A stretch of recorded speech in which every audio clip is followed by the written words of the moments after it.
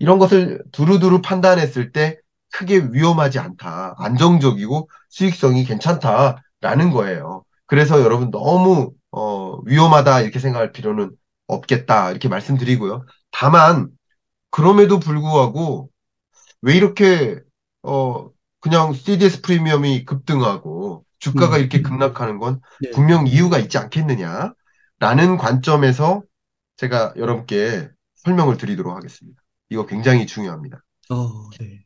자, 일단은 첫 번째, 제 리스크를 좀 정리를 해보니까, 첫 번째는 뭐 이게 그리고 이 나머지 다섯 개도 다 관련된 것들이니까, 다섯 개가 서로 무관한 건 또 아닙니다. 그러나 어쨌든 제가 정리를 해본다면, 긴축적 통화 정책, 어, 낮은 금리에서 높은 금리로 올라갔단 말이에요. 높은 금리로 올라가는 과정에서 채권 가격이 어떻게 됩니까? 떨어지죠. 채권 가격이 떨어진 거예요. 그러다가 이 보신 것처럼 AT1이라고 했었죠. 아까 보여드린 거. 그 AT1 가격도 하락한 거예요. 27.3%나.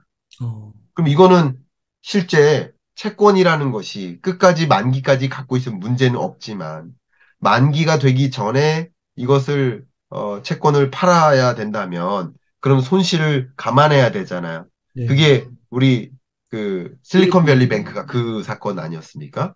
아, 네. 그런 것처럼 이게 가격이 하락했기 때문에 이런 것을 realized 되지는 않았다. unrealized라고 표현합니다. 그러니까 unrealized. 이게 다시 말하면 미실현 손실의 개념이에요. 음, 아직 실현된 손실은 아니지만 현재 어쨌든 미실현 손실. 예를 들면 집을 샀는데 집을 10억에 샀단 말이에요. 근데 예를 들어서 이게 8억으로 떨어졌어요. 당장 손실이 일어난 건 아니지만 지금 팔면 손실인 거예요. 그렇죠. 그러면 지금 대출을 만약에 3억을 줬단 말이에요. 3억 갚을 수 있어요, 없어요? 못 갚죠. 좀, 못 네. 갚잖아요. 네. 2억을 대출받아, 3억을 대출받아서 이 집을 샀는데, 10억에 샀는데, 이게 만약에 8억으로 떨어졌어요. 그러면 집을 청산해도 2억밖에 안 남잖아요.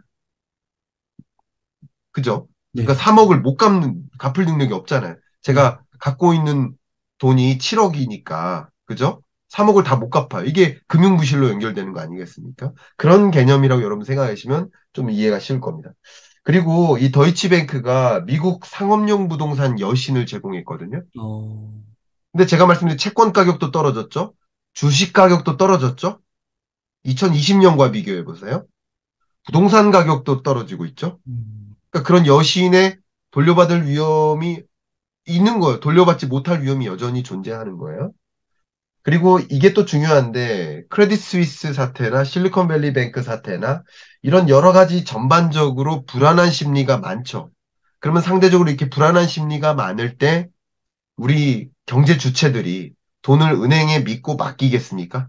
아니요. 믿고 맡기겠다는 그 마음이 줄어들겠죠, 어쨌든. 그냥 은행에 안 두고 금고에 두자, 예를 들어서. 이런 식으로 생각할 가능성도 높겠죠. 그러니까 전반적으로 불안 심리가 커지니까 역시 더이치뱅크에도 영향을 미쳤다. 아까 제가 말씀드렸던 트럼프 사태, 그런 어떤 여러 가지 돈 세탁 와 관련된 그 연류라든가 또 과거에 상당 기간 구조조정을 많이 했었거든요. 사업 재편도 많이 했고요. 일부 특정 부문이 인수합병되기도 하고요. 그런 것들도 여러 가지 리스크 요인으로서 부수적으로 꼽는 경우에요. 근데 뭐 음, 이런 것들 때문에 지금 당장 이런 리스크가 발생했다기보다는 전반적으로 이런 것들이 심리적으로 영향을 미쳐서 어쨌든 그렇게 영향을 받은 거다 이렇게 설명을 드려보고요. 제가 이거 지금 길게 말씀을 드렸는데 요약을 해본다면, 아까 제가 보여드렸던 사진처럼 이런 현상을 이제 뱅크데믹이라고 합니다. 아, 팬데믹이 아닌 뱅크데믹. 네. 계속 은행들이 쓰러지거나 파산하거나 파산 위기에 처하거나 이런 파산 위기는 아닐지라도 지금 도이치뱅크 정말 위기설이 돌거나 이런 것들이 다 불안불안한 일들이 계속 벌어지고 있단 말이죠.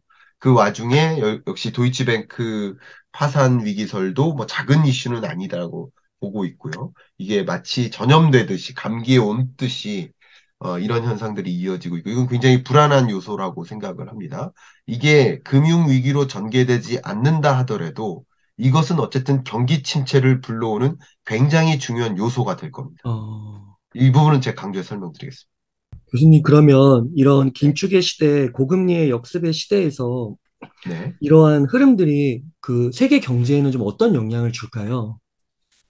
매우 부정적인 역할을 하죠. 그 어, 은행은 제가 뭐라고 했습니까? 그 은행은 토대라고 했었잖아요. 토대. 토대. 은행은 토대예요. 근데 토대가 무너지면 나머지가 무너지는. 제가 그래프를 한번 보여드리면요. 이거 굉장히 어려운 그래프만 자꾸 보여드려 죄송합니다. 근데 주제가 어려워서 그래. 저도 어려워요. 저도 너무 어렵습니다. 그냥 이 그래프를 그냥 간결하게만 설명드릴게요.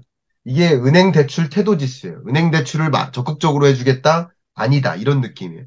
최근에 은행 대출을 적극적으로 해주려는 그런 흐름이었어요. 왜? 이자를 많이 받으니까.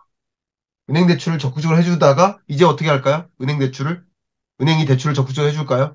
안 아니요. 해주죠.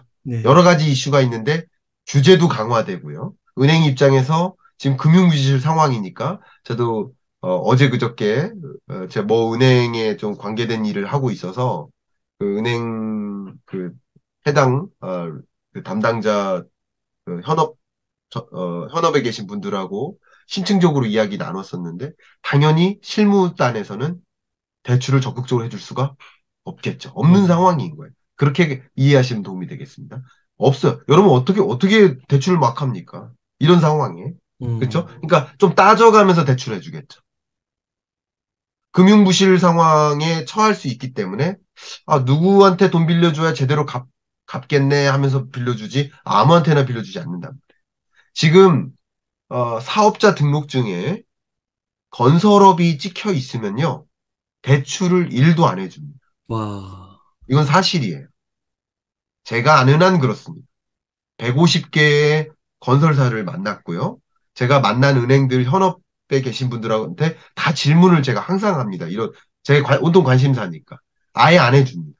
그러니까 지금 그런 거예요. 그러니까 대출 태도가 꺾이는 거예요. 근데 대출 태도가 커질 때 대출이 늘고 대출 수요는 항상 있으니까 대출 태도가 꺾이면 꺾일수록 대출이 안 되죠. 대출이 안 되면 어떤 일이 벌어질까? 경기 침체 오는 거죠. 어, 기업이 대출 받아서 채권 발행해서 신규 사업하고 하는데 신규 사업 못 하죠. 당연히 경기 침체 오죠. 이것도 굉장히 어려운 그래프인데 그냥 제 말을 그냥 받아들여 주시면 감사하겠습니다. 이 검정색 그래프 23년인데 이 경제가 이렇게 안 좋을 것이다. 하방이죠. 0 밑으로 안 좋을 것이다라고 보고 있는데 이런 금리 인상 기조가 반영되고 은행 부실이 반영되면 더 어떻다? 더 하방 압력이 여기까지 커진다. 어, 이렇게 보시면 되겠죠. 당연히 실물 경제에서는 대출을 받아서 혹은 채권을 발행하고 자금을 마련해서 사업하고 여러분들도 대출을 받아서 뭐 물건 사고 그죠? 장학금이래요. 대출 받아서 학비 내고 대출 받아서 경제 활동을 하는 거 아니겠습니까? 그리고 뭐 자동차를 산다, 리스로 산다. 이것도 다 이자를 부담해야 되는 대상 아닙니까? 그러니까 우리 여러 가지 관점에서 이 금리가 올라가고 그것은 이제 경기 침체를 만들고 더군다나 이 금융기관들이 대출 규제를 본인 스스로 받거나 대출 규제를 할 수밖에 없는 입장. 그래서 파월이 뭐라고 했습니까? 얼마 전에 FOMC 회의 끝나고 그 기자회견에서 뭐라고 표현했냐면 지금 은행들의 지금 신용경색 상황에서 스스로 대출 규모를 그러니까 금융부실이 일어난 이런 상황에서 대출을 적극적으로 해주지 못하는 상황이기 때문에 이것 자체가 금리 인상에 효과가 있다라고 어, 표현했죠. 어, 이것 자체가 금리 인상에 효과가 아, 있기 때문에 그래서 베이비 스텝만 한 것이다. 아, 쉽게 말하면 이런 은행들이나 금융기관들이 대출을 소극적으로 해주는 역할, 그게 베이비 스텝의 역할이고 나는 베이비 스텝 한 거니까 사실상 지금은 빅 스텝 한 것이다.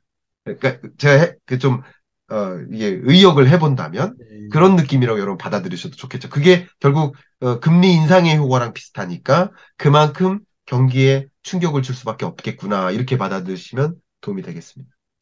네. 토대가 흔들리고 있다라는 말씀. 네. 경제에 정말 큰 영향을 미칠 수 있다는 말씀. 저희가 네. 되게 명심하고 새겨들어야 될 것 같습니다. 네.